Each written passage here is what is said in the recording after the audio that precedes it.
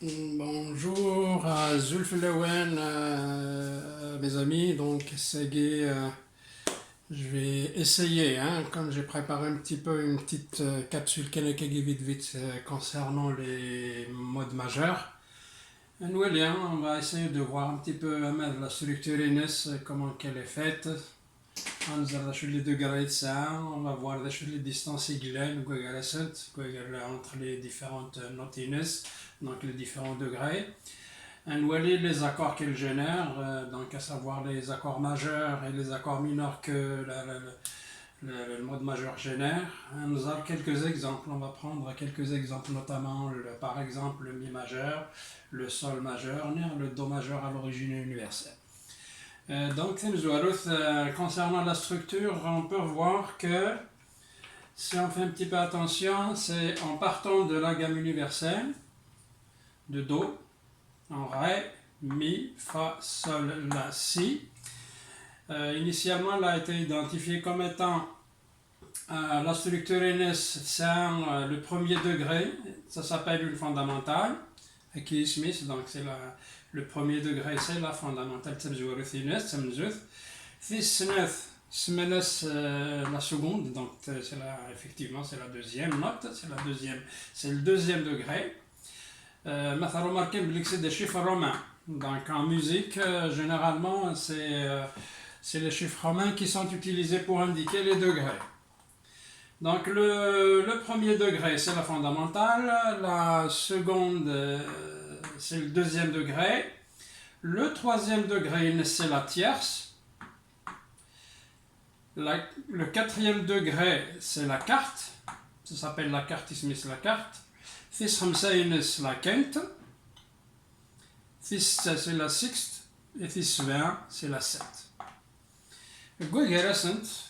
Entre les différents degrés donc la fondamentale, la seconde et la tierce, la quinte et la quarte et la quinte, la sixte et la sept, il y a un temps, il y a la fondamentale de la seconde, et un temps, il y a la seconde de la tierce. Ce qui fait, c'est la fondamentale à la tierce, il y a deux temps. 1 plus 1. Pour passer de la fondamentale à la seconde à la tierce, on a deux temps. En fait, c'est ce qui diffère le mode majeur et le mode mineur, c'est effectivement la position de la tierce. Quand la tierce elle se trouve à deux temps de la fondamentale, on est foncièrement en mode majeur. Donc on va continuer les autres, la gamme. La tierce à la quarte, il y a un demi-temps. C'est la quarte à la quinte, il y a un temps. La sixte, il y a un temps. À la sept, il y a un temps pour finir avec un demi-temps à l'octave. Donc on reprend. Le do, ré, mi, fa, sol, la, si, do, ré, mi, fa, sol, la, si, do, ainsi de suite. Donc c'est une boucle essentiellement les notes. Le premier degré, c'est la fondamentale. À la seconde, il y a un temps, mais d'une seconde à la limite. Une demi-seconde, il y a la troisième et la quarte, et puis ainsi de suite. C'est les distances un temps, un demi-temps, un temps, un temps, un temps, un demi-temps. C'est exactement celle-là la structure du mode majeur. N'importe quelle gamme random qui va respecter ces distances-là, entre la fondamentale et la 7, tant qu'on respecte cette structure-là, on est en mode majeur. Étant donné qu'il y a la fondamentale de la tierce, il y a deux temps. Il y a la tierce et la quarte, il y a un demi-temps, et on finit avec un demi-temps de la septième à l'octave. Le reste, c'est du temps naturel. À ce moment-là, on est en mode majeur à cause de la position de la tierce qui se trouve à deux temps après la fondamentale.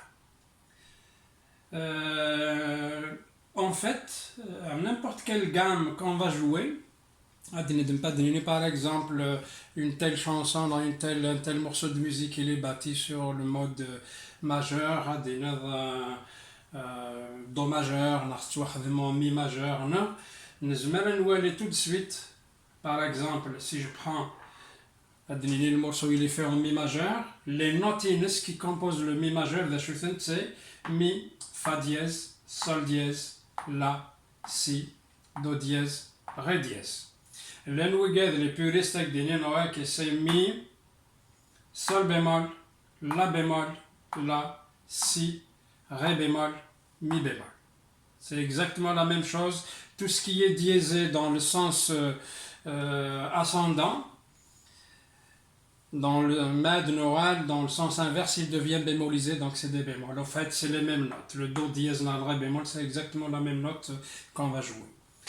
Donc, si je prends l'exemple de mi majeur, si une composition musicale elle est faite sur la base de mi majeur, on va retrouver ces notes-là. Mi, fa dièse, sol dièse, la, si, do dièse, ré dièse. C'est ces notes-là qu'on va jouer. Les autres, elles sont extérieures.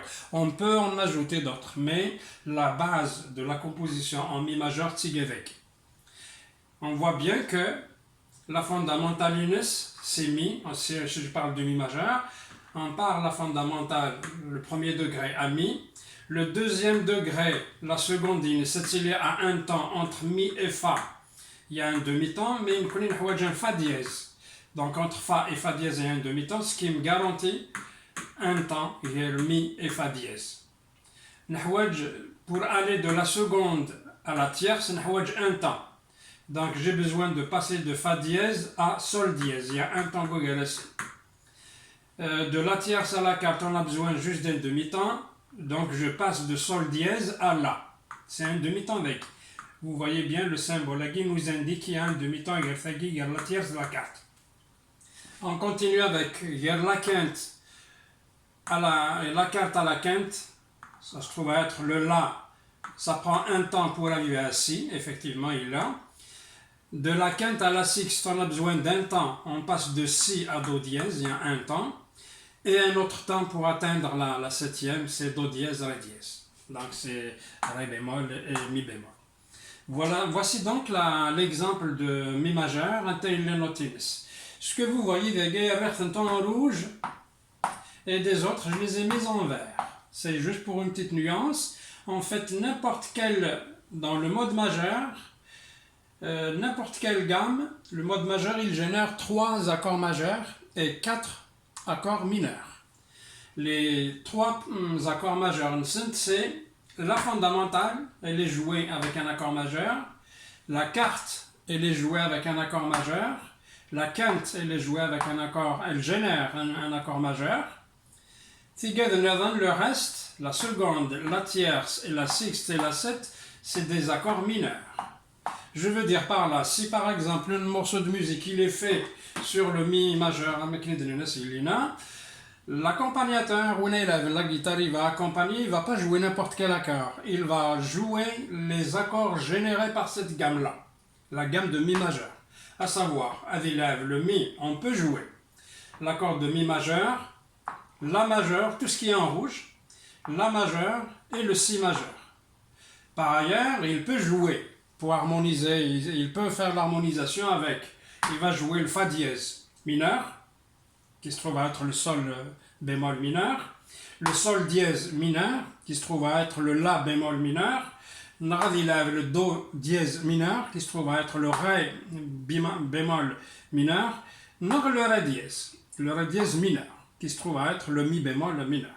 Donc, les accords générés par la gamme de mi, on va jouer mi majeur, la majeur, si majeur, fa dièse mineur, sol dièse mineur, do dièse mineur et ré dièse mineur. Voici les accords qui peuvent harmoniser, qui peuvent se jouer avec la gamme de mi majeur. Si jamais dans un morceau, on vous dit que c'est la gamme mi majeur qui est jouée, à ce moment-là, vous avez qu'il faut respecter si on veut que ce soit harmonisé et mélodieux, comme il faut. On peut prendre l'exemple aussi de sol. Quand on parle de sol majeur, on voit que la fondamentale, on peut la partir à sol. La seconde, ça prend un temps, on va aller chercher le sol la. De la seconde à la tierce, ça prend un temps, on passe de la à si.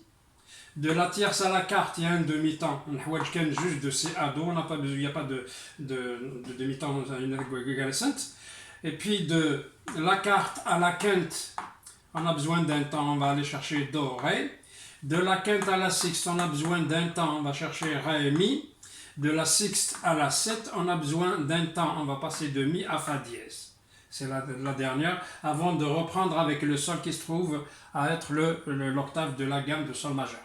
Alors en fait, quand on dit les gammes, Mais là, en mode majeur, on n'a pas besoin de répéter le mot majeur, par exemple mi majeur, sol majeur, on n'a pas besoin d'utiliser le terme mi majeur.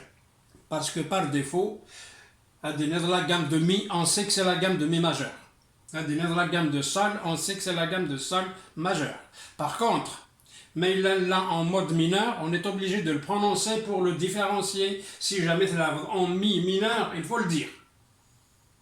Seulement, quand on est en mode majeur, on n'a pas besoin, pour alléger, on n'a pas besoin de dire à chaque fois mi majeur, sol majeur, do majeur. C'est une convention. C'est une convention en fait dans l'académie de la musique. C'est à peu près ça. Donc on a vu les degrés.